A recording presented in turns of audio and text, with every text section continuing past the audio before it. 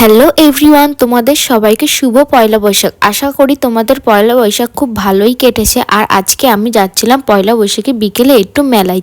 তাই ভাবলাম আমি পয়লা বৈশাখে কেমনভাবে সেজেছি সেটা তোমাদের সাথে শেয়ার করা যাক। আর আজকের লুকটা নিয়ে না আমি খুবই এক্সাইটেড ছিলাম, কারণ আমি অনেক দিন ধরে ভেবে রেখেছিলাম যে আমি এরকম একটা লুক ক্রিয়েট করব। কারণ আমার এবার পয়লা বৈশাখে এথনিক কিছু পরার খুবই ইচ্ছা ছিল।